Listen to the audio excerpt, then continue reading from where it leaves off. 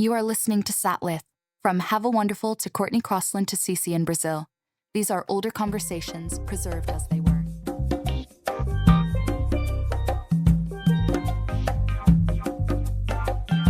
Sherri McDonald. Sherri McDonald. So what is it that you do? I have an online hair boutique. It's called Hair Sugar, and I sell different human hair extensions, mostly Indian hair and Malaysian hair online. And I also offer like a personal kind of delivery service to clients who live in Atlanta. So it's a combination of a boutique and then almost like a personal shopper or a personal hair weave stylist, if you will. Okay, so not only do you sell online, but you're actually a stylist, a beautician? No, I'm not a beautician. I'm more so of a buyer, but I like to kind of educate my clients on the hair that they're purchasing, how to wear it, and all that. I know enough about hair to be able to be a hairstylist, but I'm just not. No, that's okay. How long have you been in business?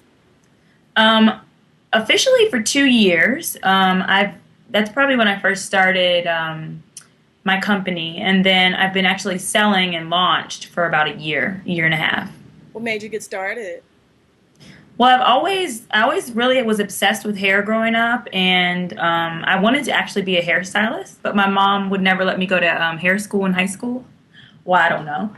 And then by the time I graduated from college and everything, I had already, started a career in something else. So it was always a hobby for me, and I said, well, one day I'm going to do something with it. So I decided to do this, and I love it. It's, kind of the best of both worlds. I love hairstylists.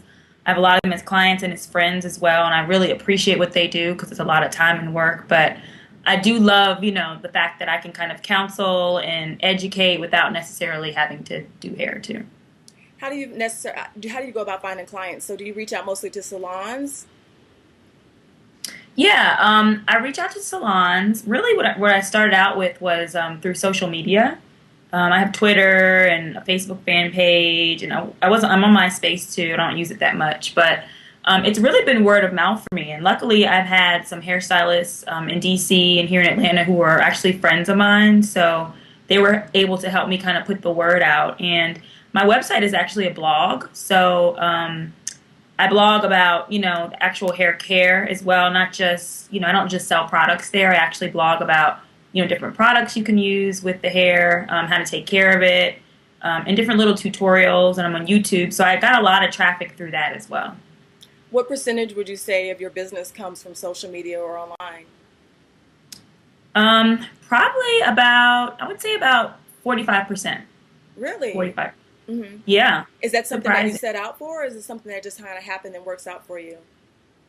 It just kind of happened for me. I think I've been really blessed and lucky in that people have really just stumbled across my blog, just, based on the things that I've blogged about. I mean, sometimes I talk about celebrities who wear, hair extensions like Tiny and Toya and Angela and Vanessa Simmons. So, that brings me a lot of traffic. But I try not to just blog about celebrities, but people like to see that stuff and be able to relate and stuff because, the products that they wear in their hair are products that I sell. So it just kind of happened for me, and I've been really lucky with that. But word of mouth has probably been the biggest influx of traffic for me. A lot of people will either get their hair done and have the weave put in, and their hairstylist will then want the hair, or vice versa. The hairstylist, I'll sell it to them, and then, they refer me their clients.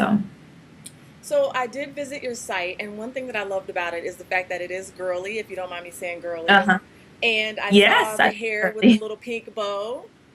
Is that your actual product, or is that how you package it, or is that just how you use for marketing on the website? Oh, that's how I package it. When I send it out, it's wrapped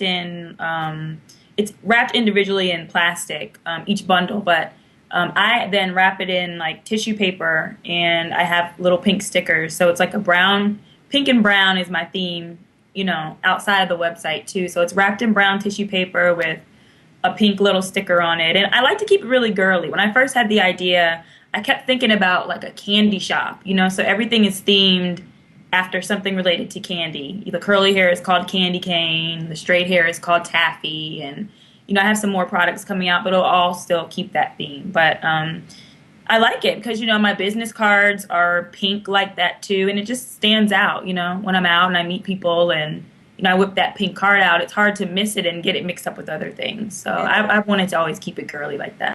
I like that. I like that tie-in with the candy store because women, on their hair, that's serious business Yeah. there. Yeah, it's no joke. So, I have to make it appealing and attractive, and women love sweets. So I know. So I think that is adorable. So, Thank okay, you. so now let's kind of talk to those who are thinking about going into business for themselves. Kind of walk us through the process when you got the idea that you were going to go into business for yourself. What were you thinking? Did you have a backup plan? Did you, kind of slowly move into it, or did you just jump right into it? Well, for me, since it was more of a hobby, I think I would definitely suggest that to people.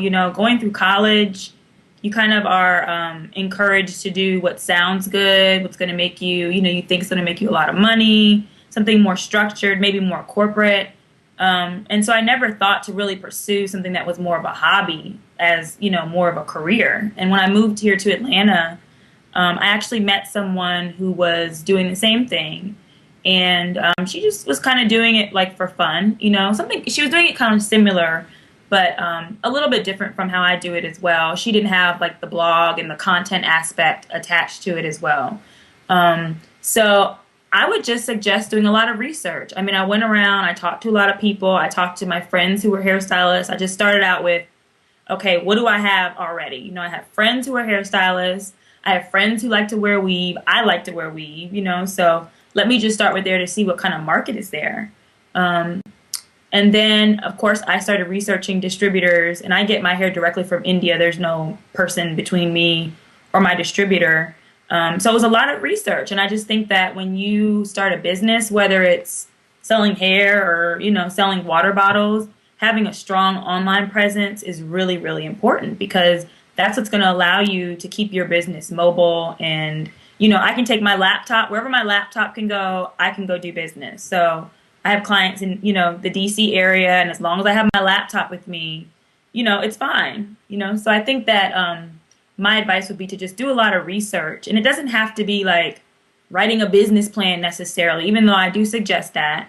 But you really need to do research because there are, for retailers, there are like tax rules and regulations you have to follow. I have a great accountant who gave me a lot of good advice. I have some friends who are attorneys. They gave me advice too. So I would say just do research and start with the network around you because you'd be surprised how many people can give you advice and give you help and just kind of give you that oomph to get it started. Because getting started is really the hardest part. Once you're going, it's fine. But that would be my advice. So you're at that 2-year mark, and I know that 2 years is kind of that hard, that turning point, whether you make that decision, whether you're going to stay in the business or if you are going to go back into corporate America. So what are you facing any challenges right now? Have you faced any challenges that maybe you've thought about, I don't know if this is really for me? No, I will say I've had a few setbacks, not, personal setbacks. And, it comes with the business and the territory where, somebody might not like their hair. So it's like, okay, all this I've been doing to prepare and, maybe one client didn't like their hair. You always think about, well, maybe I shouldn't do this, but I'm here to stay. I love what I do. And, I've definitely had more success than any kind of setbacks. And, I'm really big on customer service. So if somebody doesn't like something or they want more information or, I have some really finicky and particular clients who want to know like every step of the way, what do I use to wash the hair? What do I use to do this?